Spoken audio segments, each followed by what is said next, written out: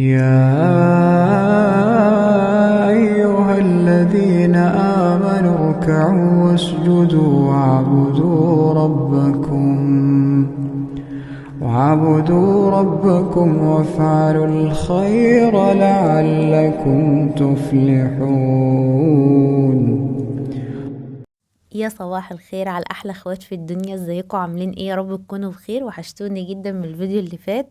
يا رب كلكم كده تبقوا في اتم صحة وفي احسن حال واموركم كويسة يا رب، اللهم امين. ان شاء الله النهاردة بقى عندنا كده فيديو كده مليان فيديو جديد وروتين جديد كده، ونبدأ اليوم كده مع بعض بكل طاقة ايجابية وبكل حماس. بس قبل ما ابدأ الفيديو، لو لسه جديدة معايا واول مرة تشوفيني، دي قناتي وانا اسمي علا. واتمنى كده تشرفيني وتنوريني لو المحتوى عجبك. اتمنى كده تاخديلك لفة في القناة، ولو المحتوى عجبك اتمنى كده تشرفيني وتنوريني وتدعميني وتكوني اختي من اخواتي. كمان برحب بكل اخواتي اللي دخلوا معايا جديد، بجد شرفتوني كلكم ونورتوني. وشكرا لكم على وجودكم فعلا في حياتي، وان شاء الله القناة كده تكبر بيكم ومعاكم بإذن الله. واهم حاجة والله يا بنات، اهم حاجة نفسي ان انتوا تكونوا بتستفادوا من الفيديوهات وبتستمتعوا بيها. بس حاجة لاحظتها الفيديو اللي فات، يعني ان انتوا يعني ما بقتوش تقعدوا معايا الفيديو كده زي الاول. اتمنى كده ان انتوا ما تجروش الفيديو وتستمتعوا كده بالفيديو، لان فعلا الفيديو بياخد مني يعني وقت ومجهود. فبجد بزعل جدا. هي بصراحة اول مرة يعني اللي هو ان انتوا احس ان انتوا مش بتقعدوا كتير على الفيديو. كان الفيديو اللي فات هو بعد كده يعني لقيت يعني في التفاعل زاد، بس انا مش اهم حاجة عندي يا بنات والله العظيم المشاهدات. انا اهم حاجة عندي ان الناس اللي يبقوا عندي يحبوني ويقعدوا كده يستمتعوا معايا بالفيديو، ويقدروا كده ان انا بقوم وبصور وببقى عايزة اشاركهم روتيني. فما تجروش الفيديو، وان شاء الله هتستمتعوا بيه وتستفادوا منه ولو بجزء بسيط. بدأت كده يومي معاكم من الأول خالص. قمت كده وهويت، فتحت شبابيك الغرفة الكبيرة وشبابيك الصالة. بحب كده يا بنات أدخل الهوا كده الصبح. اليوم ده أنا بصراحة يعني اتأخرت شوية في الصحيان، يعني عادة أنا بقوم الصبح، يعني ساعات بقوم 6:30 وبقوم 7، بس بصراحة اليوم ده يعني أنا قايمة تقريبا 8:30. فكان متأخر عن العادة يعني. فما طولتش في القعدة اللي هي الوقت اللي بقول لكم باخده كده لوحدي الصبح، عشان خاطر كان اليوم ده كان ورايا حاجات كتيرة جدا. فقلت لا، لازم كده ايه اقوم بقى، يعني ما اقعدش كتير. انا بقعد بصراحة الصبح كل يوم، بس بقعد لوحدي. بس اليوم اللي بيبقى ورايا حاجات كتير يعني ما بطولش، يعني باخد مثلا النسكافيه بتاعي، بقعد كده شوية ربع ساعة تلت ساعة، وبعد كده بقوم على طول اشوف المصالح اللي ورايا. ف يعني انما اليوم بقى اللي بيبقى عندي كده روتين خفيف، يعني هو بس طبخ، هعمل حاجة حلوة، هغير فرشة سرير، مش عارفة ايه. فده عادي، يعني باخد وقتي الصبح براحتي بقى خالص، لان انا عارفة ان باقي اليوم بيبقى ايه معايا او وقتي معايا. انما لو عندي عارفه ان انا قايمه وهعمل حاجات كتير، لا ما اخدش وقت كتير خالص الصبح. خاصه يا بنات يوم الحد ده بالنسبه لي بيبقى يوم مليان، يعني يوم مليان جدا يعني. لان انا في الاجازه عندنا الجمعه والسبت اجازه، فما بعملش اي حاجه خالص. يعني هو مسافه يعني لو طبخ حاجه كده.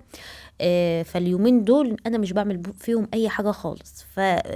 يعني ولا بغسل ولا بصوا ما بعملش اي حاجه. فباجي بقى يوم الحد ده بحس بص ان كل حاجه بتقول لي انت فين، تعالي بقى بتستلميني بقى. ففعلا يوم الحد بيبقى ورايا حاجات كتير، فتلاقوني حتى الوقت اللي انا باخده كده الصبح ما بطولش فيه خالص. فكنت الاسبوع ده نزلت مرتين، ان شاء الله شاركهم معاكم الفيديو الجاي. فكنت كده نزلت مرتين، مرة جبت المشتريات البيت وانا بره كده شوية مشتريات، ومرة تانية كده كنت رحت مشوار. ف يعني ايه ما كنتش عملت بقى حاجة خالص في البيت حتى. والله يعني ده كان تاني يوم. قلت لا، لازم افضي الحاجة دي. وكان عندي كده اللي هي ضرفة الخزين كانت عايزة كده تتنظم وتتظبط، والبرطمانات كده كانت عايزة ان انا اظبطها كده من بره. يعني هي نظيفة بس مطرح مثلا ايدي مسكت برطمان كده، فكانت عايزة بس ايه تتظبط شوية كده من بره. بصوا يا بنات، انا عايزة اقول لكم على حاجة. بالنسبة لي انا ايدي في الحاجة الحمد لله على طول، فالحاجة ما بتبقاش معايا متبهدلة قوي لدرجة ان انا هقعد افضي واغسل من جوه وانشف والكلام ده كله. لا، عشان كده بقول لكم يعني ايه، ما تسيبوش الحاجة لحد ما انتوا عايزين تعملوا لها تنظيفة عميقة. فاهمين قصدي؟ ليه بقى؟ لان التنظيفة العميقة انت مثلا هتعمليها كل شهر، وهتقعدي عليها باقي الشهر، فهتلاقي التنظيف العميق هتبقى صعبة عليكي. انما لو انت ايدك بقى في الحاجة اول باول، يا دوب مسحة، يا دوب كده هتمسحي مكان ما انت بتمسكي مثلا برطمان بهارات مش عارفة ايه كده، فالدنيا بتبقى سهلة عليكي شوية. وعشان كده بقول لكم ما تسيبوش كل حاجة للتنظيف العميق، عشان خاطر التنظيف العميق ما يبقاش صعب عليكي حتى ما تيجي تعمليه. فانا بصراحة يعني مش بحب اقعد اغسل على الفاضي والمليان على فكرة. من بداية القناة خالص وانا بقول لكم كده، بقول لكم انا مش بحب اقعد اغسل في الحاجة. يعني الحاجة اللي غسلتها خلاص اتغسلت، يعني ممكن اقعد عليها شوية اظبطها من بره، هي خلاص نظيفة. ايه يعني اللي هيخليها مش نظيفة وانا اصلا ايدي فيها على طول؟ فانا بصراحه مش يعني ايه، مش من النوع اللي انا كل شويه اقعد اجيب بقى الحاجات واقعد افضي واقعد اغسل، لا خالص. يعني مثلا يوم ما عملت معاكم البرطمانات بتاعه البهارات، انا كنت سايباها فتره يعني محترمه يعني قبل ما اغسلها. فلان احنا ورانا حاجات كتير تانية في البيت، يعني مش هنقعد كل شويه نفضي البرطمانات ونغسل البرطمانات وننشف البرطمانات. مادام الدنيا نظيفه يعني ومش مستاهله قوي، فبصراحه يعني انا مش بحب يعني اقعد اعمل الحاجة مرة واتنين وتلاتة وهي اصلا ما بتستدعيش ان انا انضفها يعني. طبعا محدش يقول لي دي طاقة سلبية ودي مش عارفة ايه، لا والله يا بنات، دي طاقة ايجابية. فكروا فيها بس كده بالمنطق. ان انت دايما ايدك في الحاجة، فالحاجة نظيفة، فمش مستاهلة منك ان انت تعملي بقى تنظيفة جامدة وتقعدي كل كام يوم تقعدي تفضي وتنضفي، مجهودة عليكي وعلى الفاضي. انت فاهمة قصدي؟ انت بس شوية تلمعة كده من بره، الحاجة هتبقى نظيفة وزي الفل. انا كنت كده يا بنات جايبة بهارات وجايبة كده شوية حاجات كده مع طلبات الشهر يعني، مع مشتريات الشهر. كنت في كارفور. بصراحة يا بنات الأسعار يعني بصراحة حاجة صعبة، يعني الله يكون في عون الناس بصراحة. حاجة يعني كده، يعني خارج نطاق الخدمة يعني زي ما بيقولوا والله.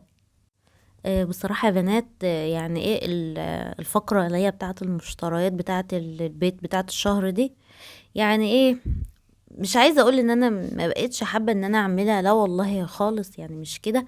بس الدنيا احنا عارفين ان هي اصلا، يعني الاول كنت انا بقول لكم نظام انا كنت ماشيه عليه. انا كنت الاول بجيب حاجه البيت كلها بالشهر.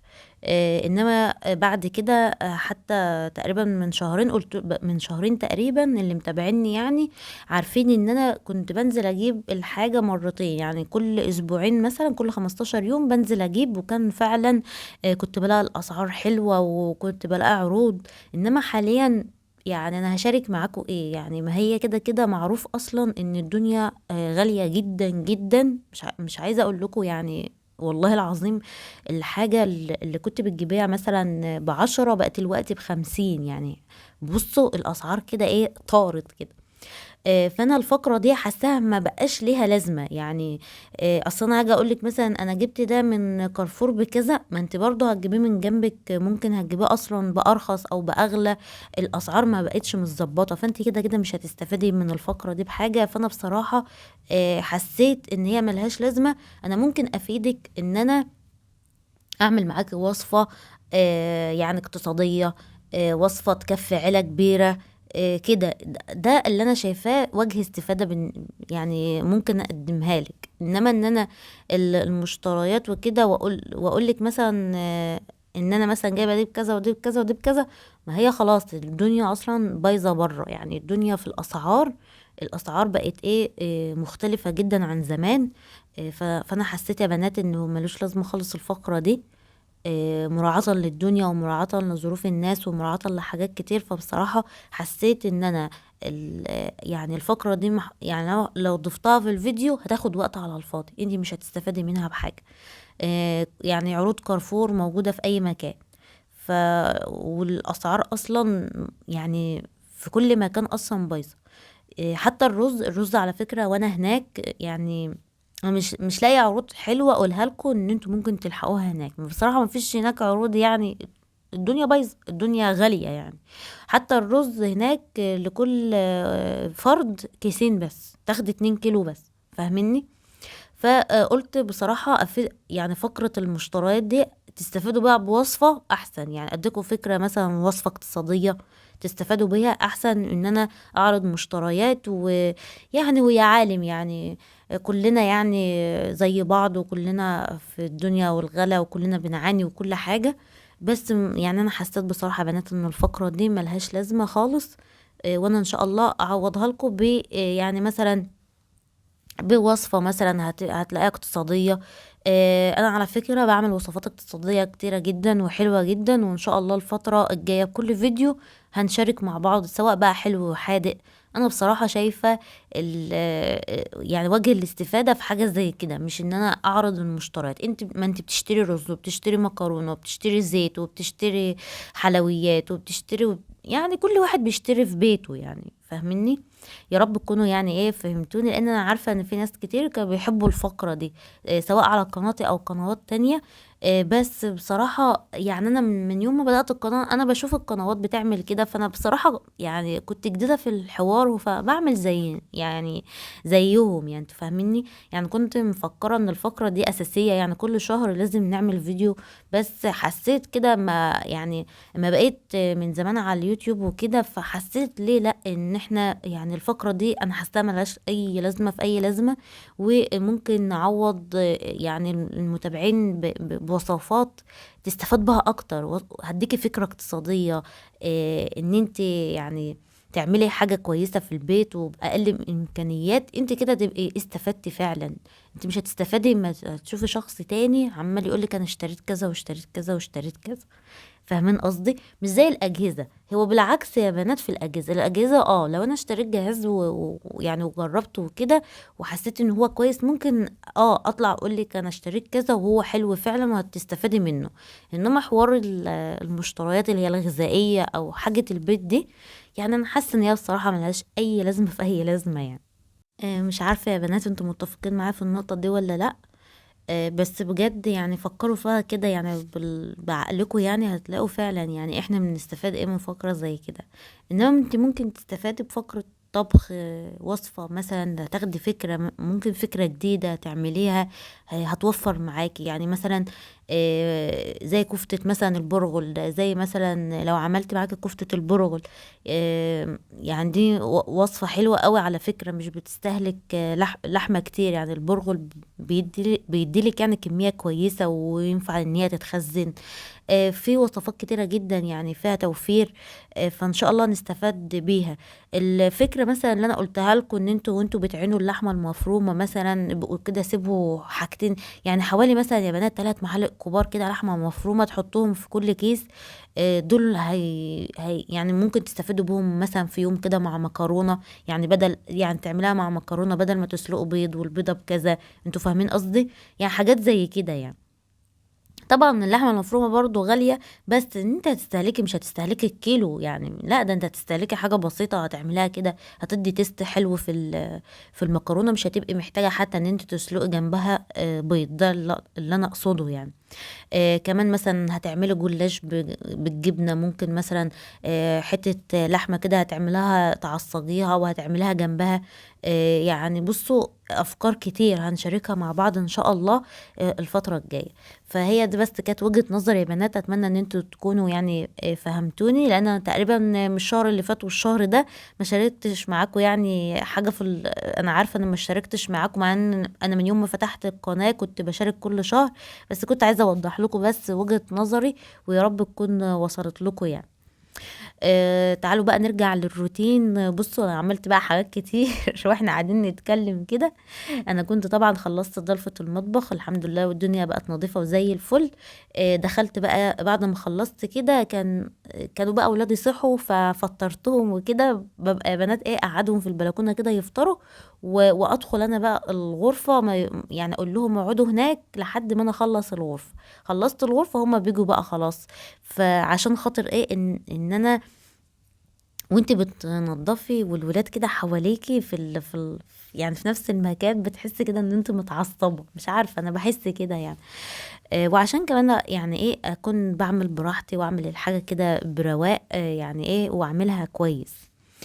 خلصت الغرفة، كانت عايزة بس اغير فرشة السرير يعني كده. كان اخر مرة مغيراها كان يوم الخميس. فقلت لا اغيرها. على فكرة يا بنات الروتين ده الروتين يوم الحد، يعني بصوا ده اللي هو يعني أنا المفروض اتاخرت عليكم في الفيديوهات. المفروض كنت ببقى اصور كده يوم الخميس عشان انزل لكم فيديو، وانا عارفه ان انا اتاخرت عليكم.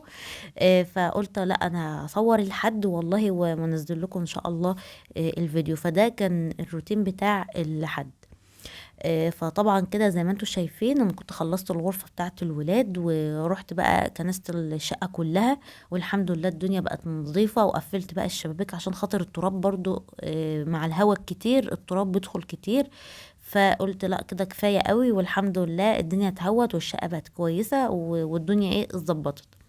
تعالوا بقى وصفة النهاردة يا بنات، هعمل معاكم السبانخ باللحمة المفرومة والعدس. في ناس كتير انا عارفه هتستغرب حوار العدس ده، بس جربوا بس وعلى ضمانتي. والدتي ربنا يديها الصحه يا رب كانت بتعمل السبانخ دايما بالعدس. في ناس بيعملوها بالحمص وفي ناس بيعملوها بالرز، بس هي بالعدس بصراحه حلوه قوي يا بنات. انا عندي هنا بقى قلت معصج اللحمه المفرومه. عملت كده بصلايه ونزلت عليها باللحمه المفرومه، وبعد كده فلفل اسود وبهارات اللحمه وشويه كده حبهان ولورا مطحونين، وبس على كده. ما بكترش في اكتر من كده في تعصيج اللحمه هنا يا بنات، علشان خاطر انا لسه هضيف بهارات تانية. عشان البهارات ما تبقاش كتيره قوي. انتوا فاهمين قصدي؟ فسيب بقى اللحمة تتعصج. حطيت عليها كده شوية مية عشان اللحمة تستوي كويس بقى وتنزل البهاريز بتاعتها بقى والطعم الحلو بتاعها. وبعد كده ضربت الطماطم مع التوم زي ما انتوا شايفين من غير مية يا بنات. بحب كده في الاول خالص يبقى يعني الطماطم تبقى معاكي تقيلة كده. لو ضفت مية من الاول مش بتتسبك حلو. انا بحب اعملها كده. وبسيبها طبعا مع اللحمه. اهم حاجه ما تضيفيش الطماطم غير لما اللحمه تستوي كويس قوي. جبت هنا كده بصلايه صغيره كده وبعمل مرته. دي احنا يا بنات في ناحيه بورسعيد ودمياط والجهه دي بنقول عليها مرته، اللي هي زي البط بالمرته والحاجات دي. بصراحه بتدي تيست حلو قوي في السبانخ، بس ما تكتريش يعني. يا دوب بصلايه صغيره كده وتحط عليها بهارات مشكله او السبع بهارات ورشه فلفل وشويه ملح، وتدعكيهم بيها وبس على كده. وبعد كده بتنزلها على الصلصه واللحمه المفرومه، وبتنزلي كده بشويه اللي هو الخضار اللي احنا بنبقى انا فرزته معاكم قبل كده يا بنات. بيبقى في الفريزر عندي، وباخد شويه وبحطهم كده. وبعد كده بنزل كده بحوالي معلقتين ونص كبار من العدس مغسولين طبعا، وشويه ميه كده. وببقى عامله انا يا بنات كده كمونه على كزبره كده مع بعض. فحطيت كده شويه رشه خفيفه، وبعد كده حطيت السبانخ بتاعتي. عايزه اقول لكم بقى بتبقى خطيره. اهم حاجه اي حاجه يا بنات، سواء مكرونه سواء سبانخ سواء اي حاجه هتستخدمي فيها لحمه مفرومه، لازم تعصجيها الاول عشان تديكي تست حلو. ما ينفعش تحطي كله ني في ني. وده كان فيديو النهارده. اتمنى تدعموني كده باللايك، واشوفكم ان شاء الله في فيديو